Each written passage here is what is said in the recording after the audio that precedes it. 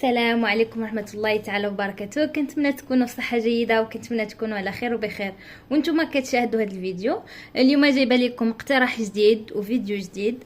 اليوم جايبه لكم لسان الطير. صراحة انا وليت مدمنة عليه، ما بقيتش كندير لا شباكية لا حتى شي حاجة، وليت مدمنة صراحة على هذا لسان الطير وسهل حسن من هذاك التراق. واش شباكية تجيك قاصحة واش وهذاك تشباك بزاف ديال الشباكيه، والله كيعصب صراحه. باز الناس اللي كياخذوا لي كوموند ديال الشباكيه والله باز ليهم. المهم البنات بلا ما نطول عليكم الفيديو، تبعوا معايا الفيديو من الاول حتى الاخر باش نشوفوا الطريقه ديال لسان الطير. اول حاجه البنات غادي تاخذوا 2 معالق ديال حبه حلاوه و2 معالق ديال النافع، غديروهم في واحد الكاس ديال الماء وغتخليوها تغلي حتى يوليو عندكم هاد اللون صافي، وتخليوه يبرد ليكم. انا كنت حضرته من قبل، عندي الزهر، عندي الزبده، عندي اللوز مطحون. هذا اختياري، اللي باغي يديرو اللي ما بغاش ما يديرهاش، اللي باغي يدير الجنجلان يديرو. مهم انا عندي الزبده وعندي اللوز وعندي واحد الصفر ديال البيضه، عندي صفر ديال البيضه، عندي سنيده، عندي الزيت، عندي شويه ديال الخل وعندي الماء زهر وواحد الخماره غنحتاج منها غير شويه، وعندي الدقيق. المهم البنات انا المقادير غنخليها لكم كامله في صندوق الوصف. اول حاجه غادي ندير هذيك الزبده. اول حاجه البنات غادي ناخذوا الدقيق يكون مغربل بطبيعه الحال، غادي نضيفوا ليه واحد نص كيس ديال الخماره، غير نص كيس.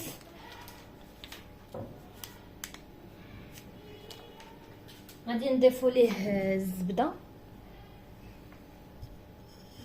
تكون بحراره ديال المطبخ اولا دوبوها.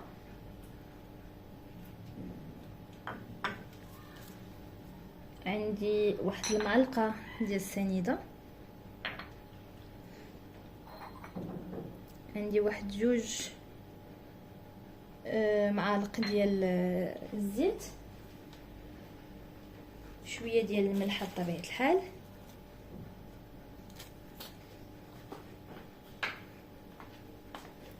عندي شويه ديال القرفه، اللي بغى يديرها يديرها، اللي ما بغاش بلاش.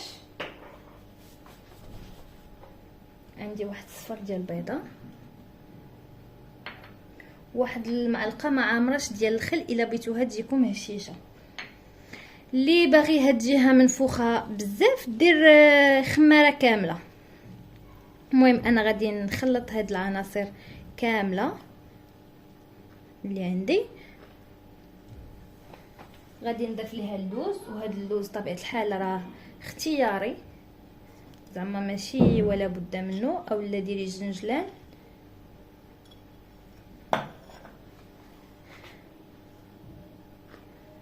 غادي نخلط كل شيء حتى ينسجم عندي. عادي اللي فاش غادي نجمع بالماء زهر وداك الماء ديال النافع، وكل واحده على حساب الدقيق شحال غادي يهز لك ديال الماء النافع وشحال غيهز لك ديال الزهر. المهم الزهر راه غادي نخلي لكم المقادير في صندوق الوصف. غادي نزيد شويه ديال اللوز،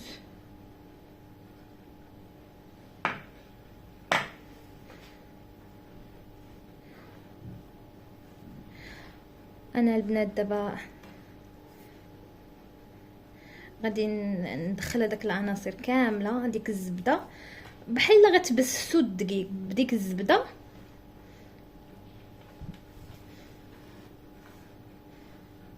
ومن بعد نجمعوها بداك الماء اللي عندنا.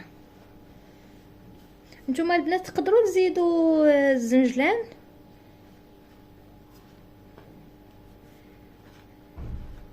غير انا كنبقى لي واحد شويه ديال اللوز، قلت علاش لا ما نديرهاش معاه.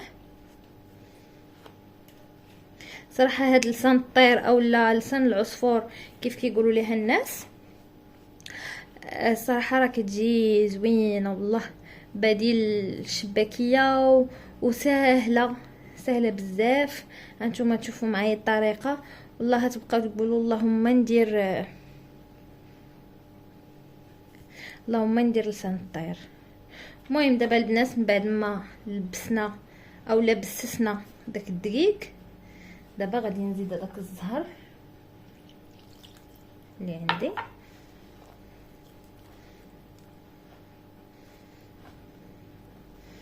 صراحه هي راه كتبغي تدليك، الا ما بغيتوش تدلكوها غير ديروها في شي بلاستيكه ما كنتوش زربانين، ديروها في شي بلاستيكه وخليها تدلك راسها براسها.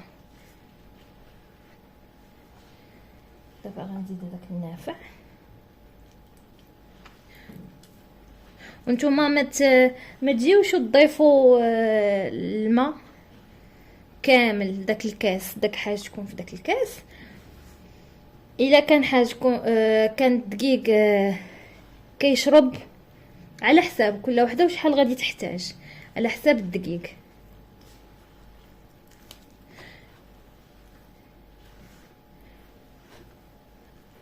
المهم البنات انا غنجمع العجينه،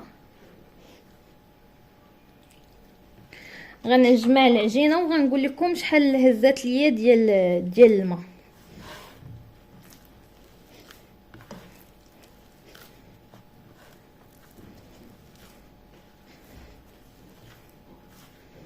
تقريبا انا غادي حاجتي في هذاك الكاس كامل. وانتم هكا الا شاط ليكم راه تقدروا تشربوه. الصراحه راه النافع راه مزيان، المصارن مزيان للذات.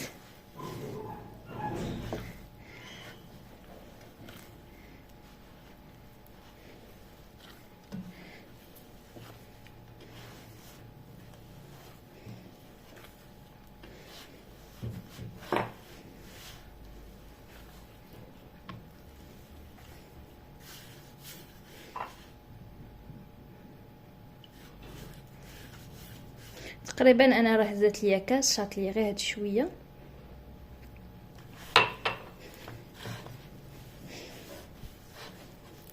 هي راه ما كتبيش تجي جاريه، صافي غير تجمع لكم العجينه صافي، وقفوا على زياده الماء.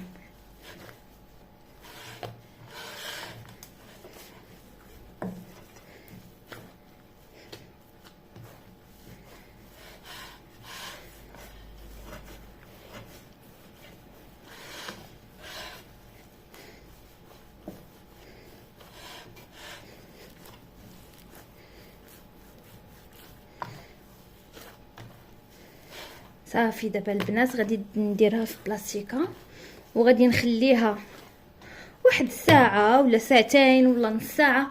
المهم هي ملي كتخليها هكا في بلاستيكه راه كتدلك راسها براسها. اولا الا كنتو زربانين غتحطوها فوق شي رخامه ولا وتدلكوها مزيان. هي راه كتبغي تدليك، دلكوها مزيان صافي وتكون عندكم العجينه واجده. المهم البنات انا غنخليها ترتاح ونعاود نرجع معكم. مهم البنات انا راه نسيت ما قلتش لكم ديروا واحد 2 معالق ديال البودر ديال الحليب نيدو. الصراحه راه كتجي به خطيره كيجي فيها واحد المذاق واعر. المهم انا البنات راني ضفتو العجينه ونعاود ندلكو دابا مزيان، محدني باقي كاع ما دلكتها. صافي غادي غندخل هاد الحليب وغادي ندلكها نيت دابا، ما غاديش نخليها تسنى، غندلكها دابا. المهم البنات بلا ما نطول عليكم الفيديو انا غادي ندلك العجينه ديالي ونرجع معاكم.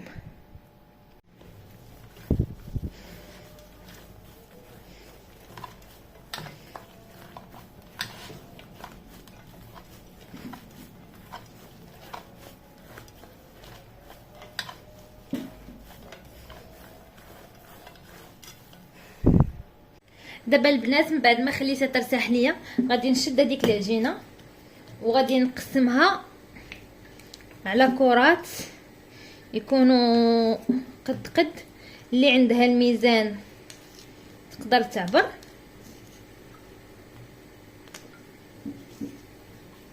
المهم انا بغيتهم كرات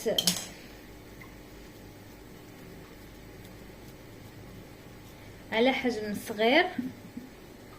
دابا البنات من بعد ما كورتهم شكلتهم ها هما راه جاو قد.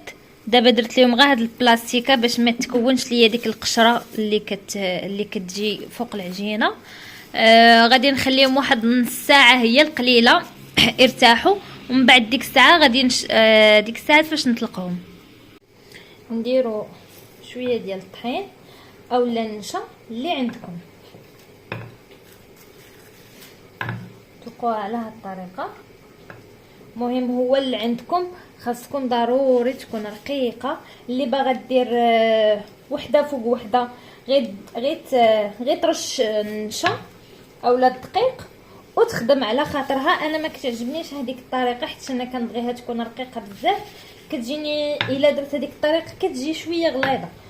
انا كيعجبني هاد الطريقه الصراحه، كنتحكم فيها كيف ما بغيت. تبقاو ديروا فيها، تبقاو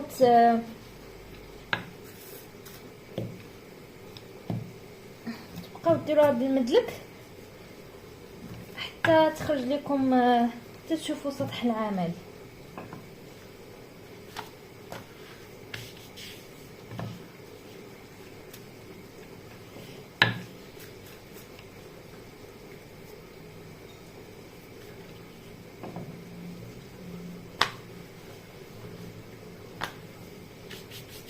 تكون عندكم طبقه رقيقه. مهم غير ديروا الدقيق ما تخافوش منه. في الاخير راه غادي تسوسوه ما غيبقاش باين. هي فيها غير شويه الخدمه غير في هاد المرحله. اما المراحل الاخرى راه سهله وبزاف زعما تحفزك ديريها.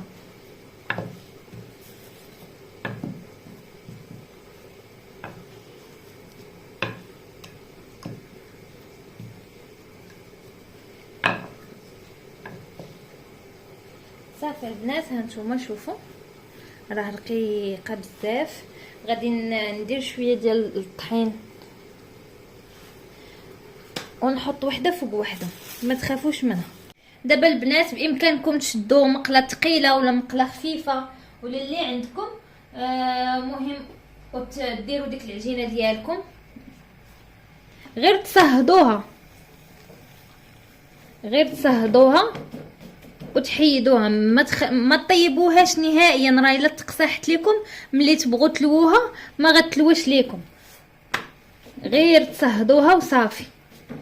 ملي تصهدوها يكون عندكم واحد الزيف وبلاستيكه محطوطين في جانبا.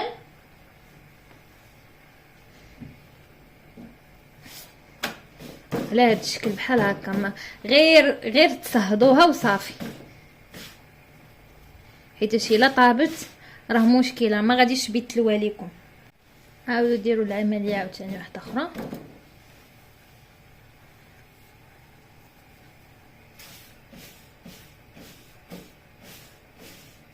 غير تصهدوها ما طيبوهاش.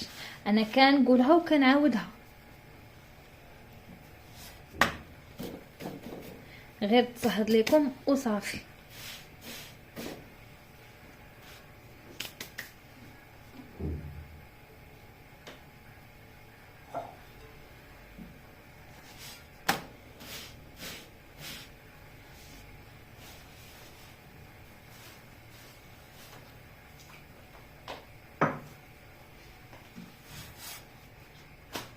انا دايره البلاستيكه وفوطه ولا شي منديل بحال هكا وتسدوا عليها باش تبقى لكم هكا سخونه. ايوا دابا البنات بعد ما طيبت هذاك الشيء كامل اللي كان عندي، هانتوما دابا غادي ناخذ ورقه واحده اولا جوج. خصها تكون نفس القياس ديال انا ناخذ هاد جوج ورقات. غنخلي هذه حتى من بعد. غتاخذوا هاد جوج ورقات غديروا ورقه على ورقه ويكونوا قياس واحد على هذا الشكل، يكونوا شكل يكونوا. المهم البنات غادي ترخيو على يديكم بحال هكا، ما تزيروش. غديروا الاولى، ما تزيروش عليه، رخيو يديكم. غتجيو حتى النص هنايا، النص ديالها، وغديروا الماء والدقيق باش يتسد ليكم داكشي مزيان. نديروا هكا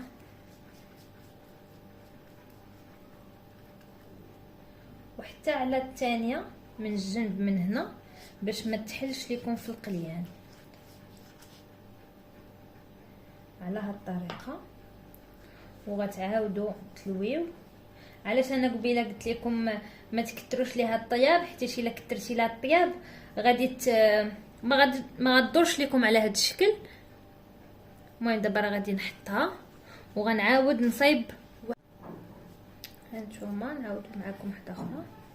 غديروها على شكل مستطيل بحال هكا، وغترخفوا يديكم. غتجيو حتى لهنا وغديروا الدقيق، وخليو الدقيق مازال باش حتى الا تحلت لكم شي وحده ولا ملي تكونوا كتقطعوا تلصقوا به. المهم ما ترميوش داك الدقيق، سالي وتقولوا صافي سالينا تحيدوه، خليه عندك حتى تعاود تخدمي به. المهم انا غنكمل على هاد المرحله، نكمل ونرجع معاكم.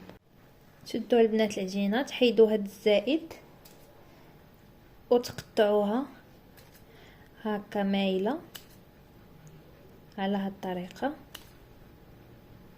اللي بيقطعها عاديه هكا راه يقطعها.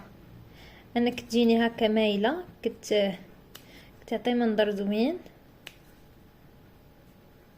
خاص الموس يكون عندكم ماضي، واللي باغا تخليها حتى الغد ليه عادل فاش طيبها ولا الوقت اللي بغات راه ماشي مشكل، راه كتصبر.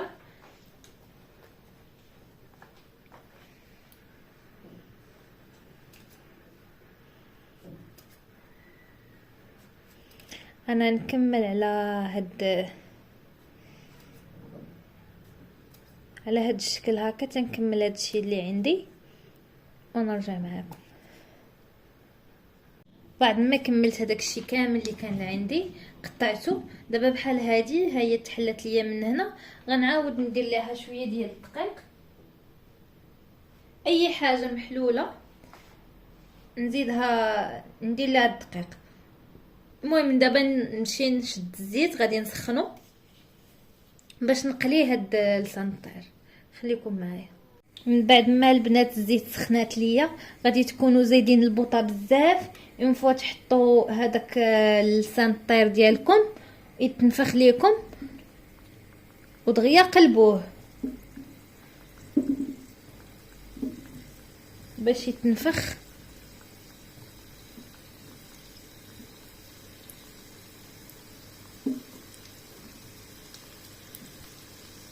تكونوا مجهدين البوطه.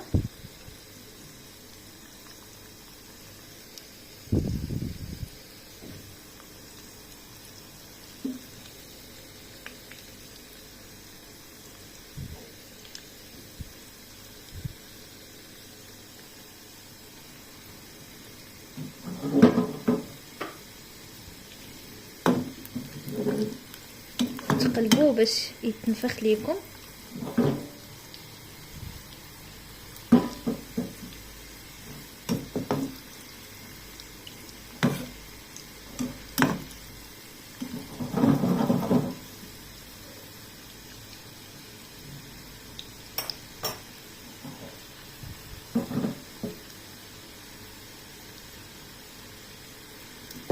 بقاو تقلبوا فيه غير يتنفخ، تحسوا به بدا كيتنفخ ليكم وداك الشيء صافي غتنقصوا عليه العافيه.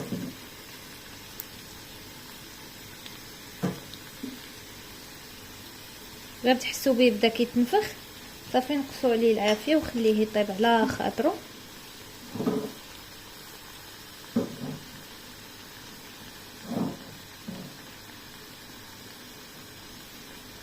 المهم البنات انا غادي نستمر على هاد الطريقه هذه. المهم نتوما راه كيف ما قلت لكم غادي تحطوا في العافيه تكون مجهده الزيت، ومن بعد غادي تبقاو تقلبوا على الجهه الاخرى باش تنفخ لكم، ومن بعد غادي تنقصوا عليها العافيه خلوها طيب على خاطرها. هذه هي طريقه الطياب ديالها صافي. ومن بعد ان فوا تذهب لكم طفيوها في العسل. انا حاطه حدايا العسل ها هو غير يطيب ليا نطفيها في العسل. المهم خلوكم معايا.